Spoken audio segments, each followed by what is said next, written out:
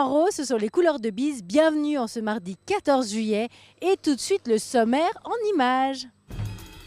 Au sommaire de Bise ce soir, Céline Favre hésite franchement à camper sur les quais après 12 jours de trottoir. Katia Bellini a eu la confirmation que The Two sont vraiment deux.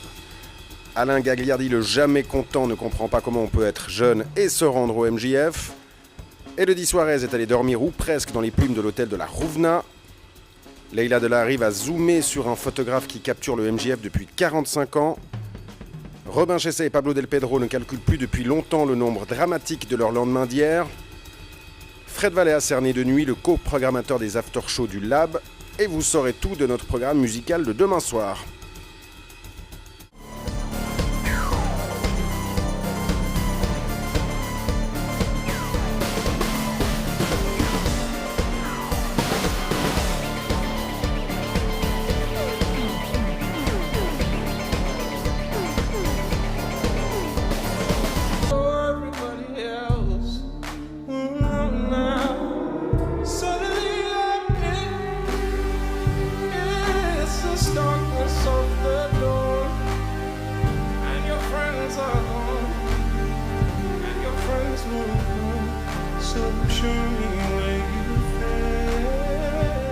Moi, j'ai faim et quand j'ai faim, il faut que je mange évidemment. Super, Céline, tu es passionnante. Viens, on y va, on va aller voir les stands. Alors, c'est quoi le montre jazz pour vous? C'est l'amour, hein? Beaucoup d'amour. C'est à moi, c'est à moi. Ah, pardon. Alors, un curry vert, s'il vous plaît. Avec plein de sauce, volontiers. Beaucoup d'amour, ouais. En plus, il y a une espèce de proximité comme ça, on est tous très proches les uns des autres, ce festival. Faut pas être agoraphobe ni trop regardant au niveau de la transpiration, les fluides corporels se mélangent. Ouais. Qui c'est qui va se régaler? Qui c'est qui va se régaler? Est-ce que je vais m'asseoir? Bye. Tu veux dire quelque chose? Salut. Ah, super, merci. Merci pour cette intervention exceptionnelle, quoi. Il n'y a plus de place, on est foutus. Oh là là, moi je mange pas debout, c'est exclu, c'est même pas imaginable, même pas en rêve. Oui, donc personne ne m'a invité à sa table, donc je vais bouffer sur une poubelle peut-être, je sais pas. Comme de chaud, je viens de prendre ma première bière. T'as chaud? Ouais. Mais non, banalité sur banalité, quoi, on a trouvé le champion du monde. Chaud. Pourtant je suis belle, je suis sympa, je suis intelligente, j'ai un micro rose. Je comprends pas. On va aller ailleurs. Sympa Stravinsky, on peut se poser là? En fait les gens ils font semblant de regarder la statue, genre ça m'intéresse, mais en fait c'est moi qui regarde. J'aimerais avoir un yacht comme ça. Les statues, les animaux et les bébés, c'est mes amis. Ils sont toujours d'accord avec moi. Vous êtes très grand, dis donc, monsieur. Vous mesurez au moins 2 mètres. Oh là là. Je vais faire un petit gag sympa, genre j'aime les enfants, raté à l'eau, quoi. Un petit curry vert en entrée. Maintenant, je vais aller chercher un kebab, je crois. S'il vous plaît, messieurs. Oh, mais ils servent à quoi? Il y a la brigade financière, il y a la brigade des stupes, puis là, il y a la brigade des poubelles. Tu fais partie de la brigade des poubelles? C'est ça, le staff propreté. On grade vite dans le monde de la poubelle? Ouais, ça va assez vite. Nous, on a mis 10 ans à devenir chef. C'est cool, quoi, en tout cas. Félicitations, merci pour votre travail. Avec plaisir. Mais en tout cas, ça pue, là, on va voir. C'est pas vous, c'est vraiment les poubelles, ça chlingue. Avec cette chaleur, ça pardonne pas.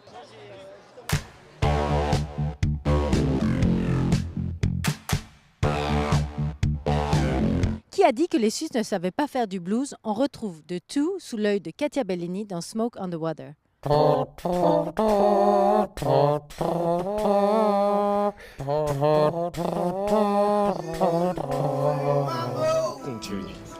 pu me dire que j'avais un truc dans les dents. Pendant le morceau? Pendant le morceau.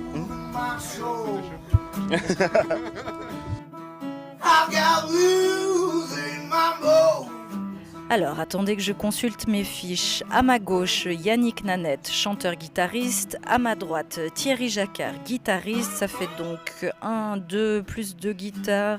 Je retire les instruments, je garde les musiciens. 4 moins 2. Ah oui, 2. 2, c'est bien ça. Ladies and gentlemen, voici The Two. The Two, c'est un groupe à eux tout seuls et depuis leur premier concert il y a un peu plus de 2 ans, on ne les arrête plus. De Cahors à Bruxelles en passant par Pontresina, ils sont partout. Partout et même hier au Montreux Jazz Festival où on a pu les attraper juste avant leur concert. Super préparés à leur affaire, tels des sportifs d'élite.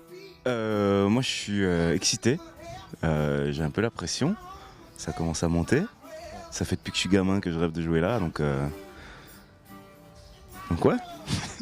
Je sais pas quoi dire d'autre. Moi je stresse parce que je dois changer les cordes de ma guitare et j'ai pas de cordes au fait. Oui, bon, enfin, presque prêt. Mais plus sérieusement, est-ce que le Montreux Jazz fait partie du panthéon personnel de The Two? Ouais, bah moi j'ai grandi dans la région. J'ai écouté toute ma vie énormément de soul, de jazz, de funk et énormément d'albums qui ont été justement des lives à Montreux. Je suis venu voir plein de trucs hallucinants et tout d'un coup, et c'est à moi. J'y crois pas vraiment encore. Je pense que je prendrai une claque 5 minutes avant de monter sur scène. Pour les fans de The Two, la claque est arrivée en novembre 2014 avec leur premier album Sweet Dirty Blues. Un disque où le duo plonge dans les méandres du blues originel, celui qui prend sa source dans le delta du Mississippi. Une musique empreinte de larmes et de douleurs ancestrales, mais pas seulement.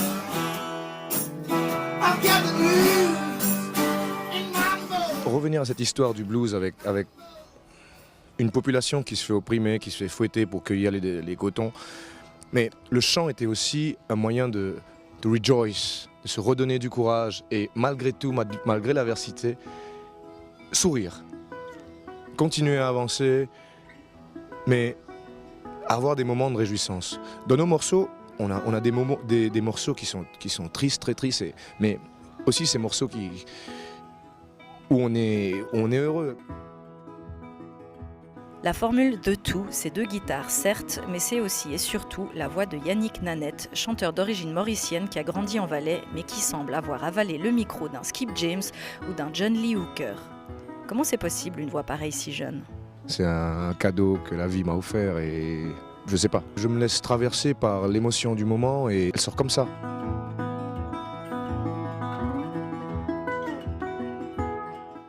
J'ai pas pris de cours de chant, j'ai pas fait d'opération, mais je suis traversé par cette émotion-là et elle sort comme ça. Je suis pas dans l'imitation, je suis juste dans moi, là, maintenant, présent. Et les débuts de The Two, ça s'est passé comment? On était roadies dans un festival de blues à Crissier, le Blues Rules. Et là, on voyait défiler ces artistes et à un moment, on jammait derrière, il y a Eric McFadden qui nous demande « Mais vous jouez quand ?» Man, nous on joue pas, on porte tes amplis. Vous devriez jouer. Ok. Et là, il y a un gars qui nous propose une date, il y a un gars qui passe sous mon balcon. Ah man, on cherche une première partie. Tu joues pas toi? Ouais, oui, j'ai un groupe. J'appelle Thierry, il dit man, dans 3 mois, on a un concert. Ok, on se lance. Voilà. Bon bah voilà, 1 + 1 = 2, le compte est bon. En fait, on est 2, on a besoin de personne d'autre.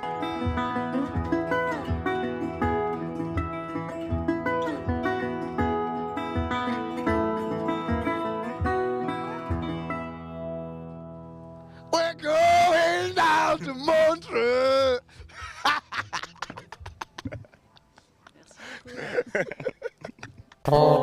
Fort d'une longue expérience, Alain Gagliardi va vous distiller ses conseils drague dans La vie, la mort et les churros.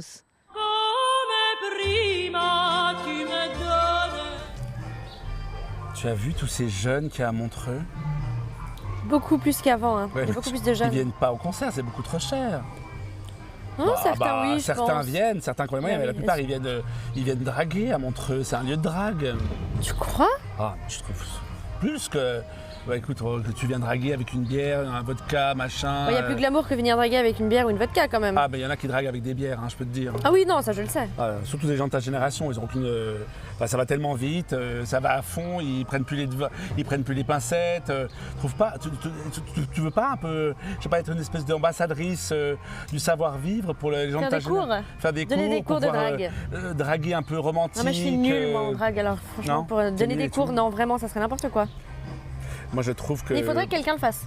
Je trouve que tous ces jeunes qui traînent un petit peu dans tous ces festivals en désespoir pour trouver l'âme sœur... C'est pas l'âme sœur qui cherche. Hein. C'est pas l'âme sœur? Non. C'est quoi alors? À mon avis c'est plutôt l'âme sœur pour la nuit. C'est assez regrettable, je trouve c'est triste, ils finiront tout seuls tous ces gens-là. On va faire une Certainement. génération de gens solitaires qui n'arriveront pas à trouver de chaussures à leurs pieds. On dit plus cette expression, chaussures Non. à leurs pieds. Non, on dit plus Alain. Entre vous, Depuis longtemps. vous n'utilisez plus ça. Non. Et tous ces jeunes qui se disent bisexuels, alors là, moi j'ai un gros problème avec ça. C'est Ah, une ouais. espèce de mode, je suis bi.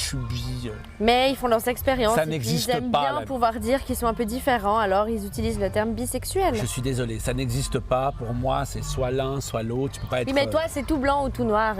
Des fois, les gens, peut-être pas. Peut-être, je sais pas. Moi, je trouve dommage que cette jeune génération ne se prenne pas un peu en main et puis se disent que, tu vois, pour récupérer des valeurs, des vraies valeurs, des jolies valeurs romantiques, des trucs Je sympas. disais que j'avais un problème contre les vieux, mais alors là, pour le coup, c'est toi qui as un problème contre nous. C'est pas cool, Mathilde. Prima, tu me donnes chaque jour comme prima. Les touristes sont-ils bien accueillis ici à Montreux? Eh bien, c'est ce qu'on a tenté de savoir dans Touriste va. Passer ses vacances dans un festival, est-ce que c'est pas quelque chose qui est plus destiné aux jeunes?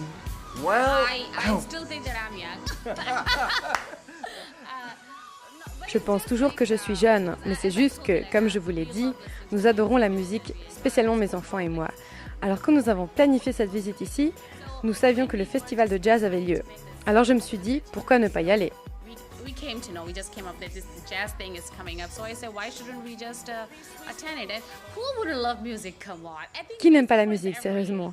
Je pense que la musique est pour tous les âges. C'est une question que je comprends, mais vous savez, des fois, quand je suis toute seule à la maison, je mets mes musiques rock les plus folles et je danse. C'est tellement magnifique de se laisser aller, ressentir la musique et chanter.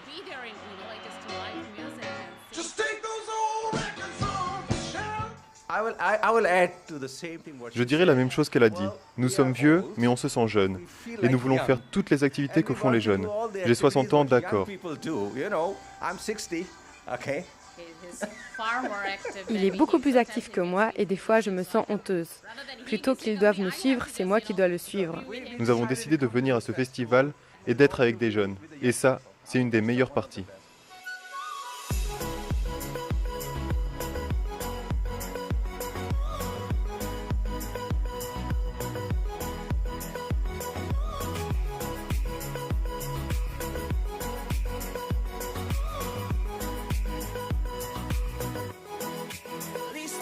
Est-ce que vous êtes fatigué?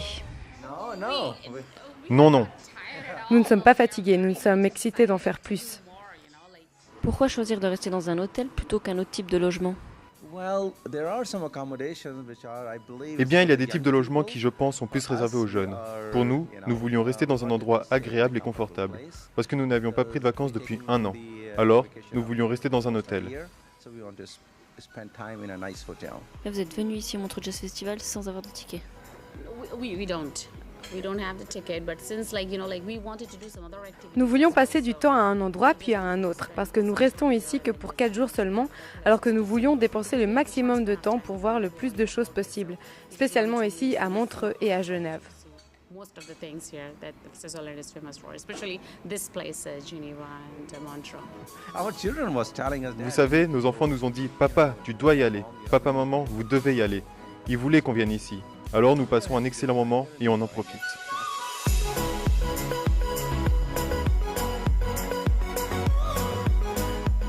Noémie, mon invité du jour, est un passionné de photos et ça fait 45 ans qu'il prend des photos ici au Montreux Jazz Festival. Génial! Allez, viens, on va le retrouver.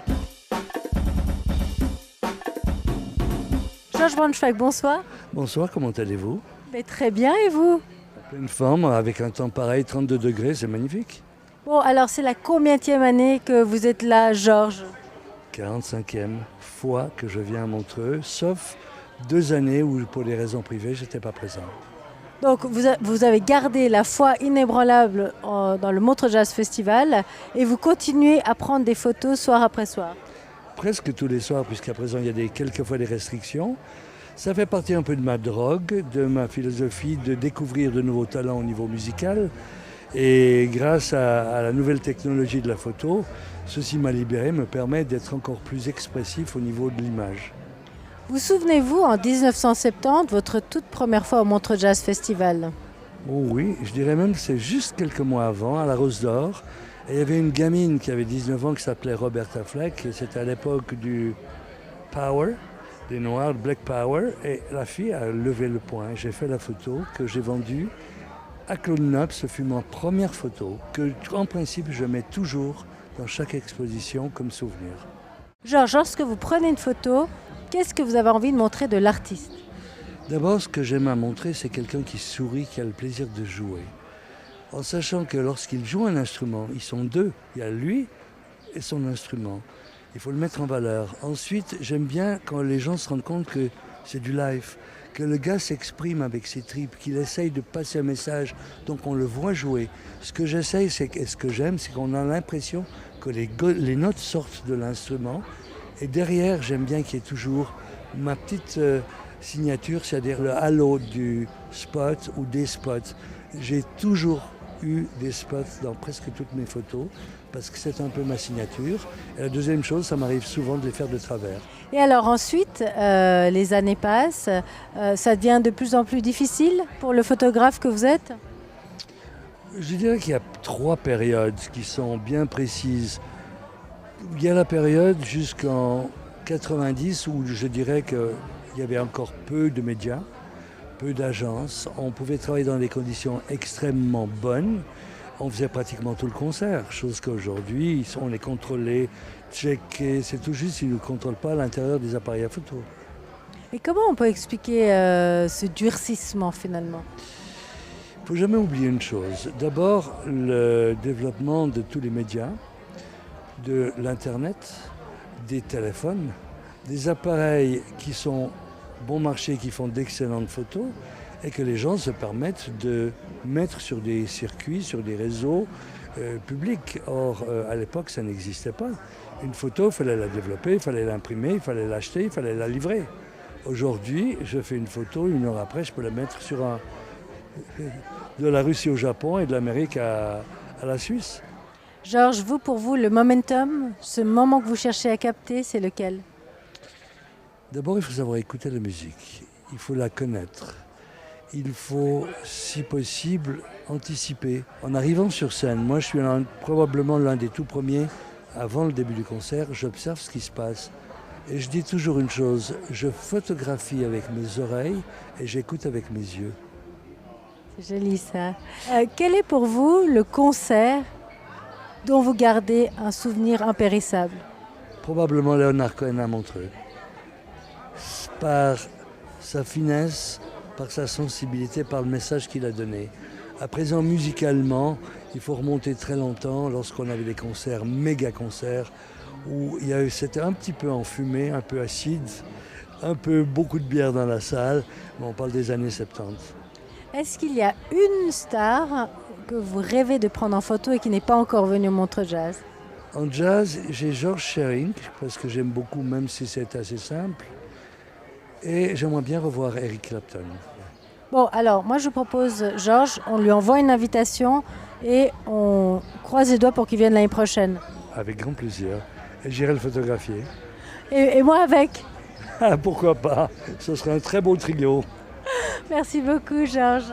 Merci à vous. Je vous souhaite un bon fun festival et à bientôt. Merci, à bientôt, Georges. Que se passe-t-il lorsqu'on a trop fait la fête? C'est un peu le quotidien de l'équipe ici au Montreux Jazz Festival. La réponse dans les 2 minutes du lendemain d'hier avec Pablo et Robin.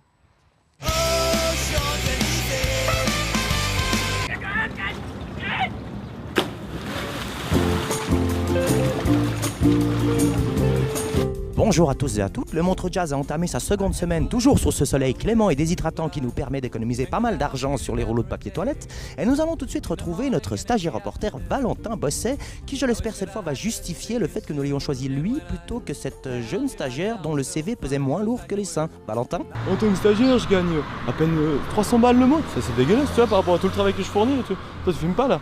Non, je filme pas là. Ah, Valentin. Mais j'ai envie de monter les échelons. Gravir les marches. Merci. Tout de suite, un message de notre sponsor. Salut, c'est Jazzman, le roi de la bière. Et là, je suis au festival.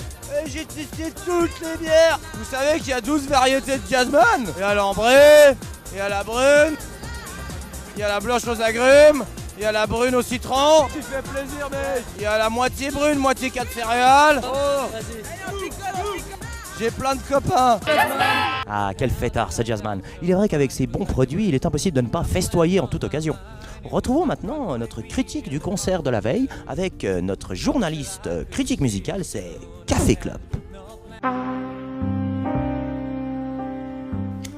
Oh, Lady, Mr. Cab Driver, je l'ai bien connu aussi. Hein. C'est moi qui lui ai appris à jouer de la batterie. En jouant de la batterie, il était mauvais. Et c'est à cause de moi qu'il a fait de la guitare. Moi, ça me rappelle quand j'allais en boîte avec Keith Richards. Et Keith me dit, mec, comment tu fais pour être si cool? Tu vois, parce que j'étais vachement cool. Les gens savent pas ça. Et je lui dis, mais écoute, Keith, j'aime faire de la musique pour la musique, merde quoi. Tu vois, moi ça m'intéressait pas les paillettes. Mais j'ai pas eu le temps d'aller hier. Gros contretemps. J'étais en train de manger chinois. Super bon, hein, du côté de l'autre bout du lac. Au moment où je commande ma salade, il y a un mec à côté qui s'étrangle. Comme ça. Et sauver la gueule, tu vois. Je me suis dit, je vais pas le laisser comme ça quoi. Never end the music. Music never ends. Ouais, c'est ça. Et bien maintenant, passons alors à... Place à l'humour avec le désopilant Richard Canular qui, une fois de plus, va nous surprendre et nous faire rêver. Salut, c'est Richard Canular. Vous êtes prêts à vous marrer? Hey, tu connais Sarah? Sarah qui? Sarah Croche. Eh les filles, c'est Richard Canular. Allez, il y en a qui sont pas prêts à déconner. Eh, t'as trouvé la clé?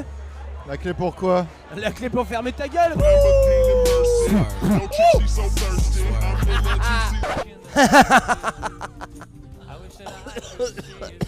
Laissons maintenant la place à de jeunes artistes pétris de talent qui ne demandent qu'à être connus. Putain, il y a une guêpe. Une guêpe. Salut, on s'appelle Brandon et Dylan et on est étudiants à l'ECAM, l'école d'art de Montreux. Et nous, ce qu'on aime particulièrement, c'est la mort. Là où il y a le plus... Vas-y. Là où il y a le plus de microbes, c'est sur les pattes qui sont pour nettoyer. On a plus de risques d'avoir un accident de voiture que de gagner au loto. J'aime quand le ciel est gris. Pourquoi? J'aimerais faire mes vacances à Sheffield, manger du plomb.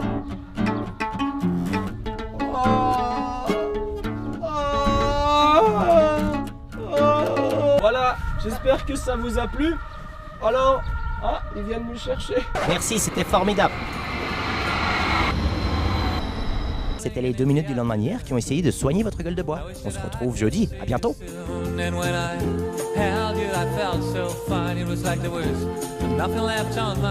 J'ai l'impression que quelqu'un est en train de m'observer. Et vous aussi, vous êtes cerné.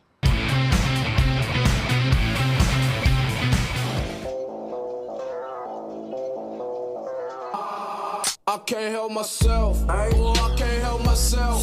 I take what I want, don't make me up this souvenir. I can't help myself. Boy, I can't help myself. I gather all this money, I'ma spend it by myself. No, I can't help myself. Alors les after-shows, effectivement, ils commencent dès la fin des concerts payants au Lab. Les horaires d'ouverture sont un peu variables selon le nombre de groupes qu'on a ou selon la durée des sets des différents groupes. Principalement musique électronique, on va dire, mais ça part aussi dans d'autres directions comme la musique funk, un peu de soul, de la musique africaine, de la salsa.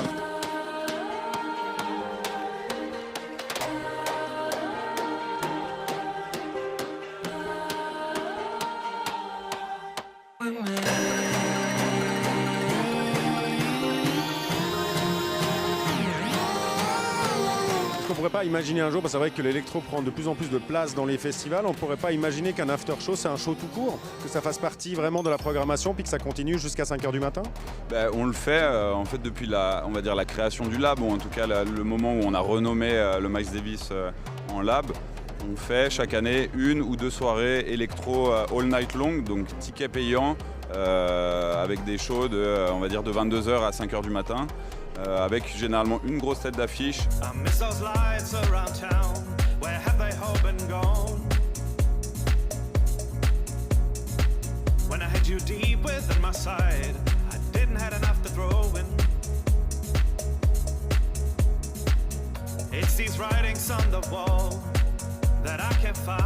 Donc on l'a fait cette année avec Fritz Kalbrenner, qui est peut-être la tête d'affiche un peu plus mainstream, mais à côté on avait des trucs beaucoup plus frais, beaucoup plus novateurs et on peut se faire plaisir sur ce genre de choses. Est-ce qu'aujourd'hui on ne peut plus s'en passer aussi peut-être en termes financiers, de se dire c'est comme ça qu'on peut attirer la jeunesse aujourd'hui?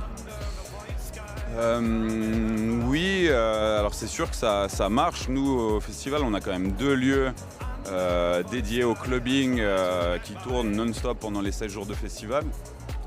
C'est un fait, c'est sûr que l'électronique ça marche.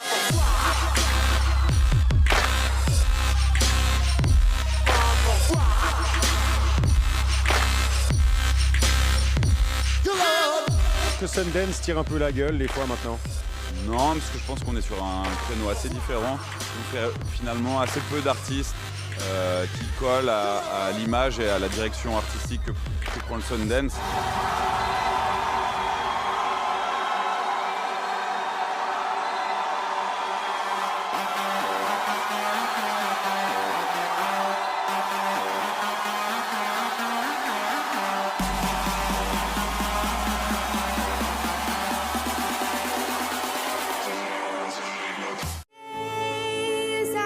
Mademoiselle Maurice a la crinière aussi ample et élégante que le timbre de sa voix. À même pas 22 ans, la Britannique joue déjà avec les aigus et les charts européens comme si elle savait qu'il faudra compter sur elle encore longtemps. Al J, c'est le raccourci préféré du MJF et on a toujours senti qu'on avait une touche avec l'excellent quatuor britannique qui jongle scientifiquement avec le silence et l'opulence. Et enfin, quand on parvient à se détacher de sa bouche rouge sang et de son regard transparent, la londonienne Anna Calvi invoque la fureur rocailleuse avec une poigne qu'elle matérialise sur le manche rongé par le talent de sa Telecaster. Bis, c'est fini pour aujourd'hui. Maintenant, place au feu d'artifice. Vive le 14 juillet et à demain. Allez, ciao!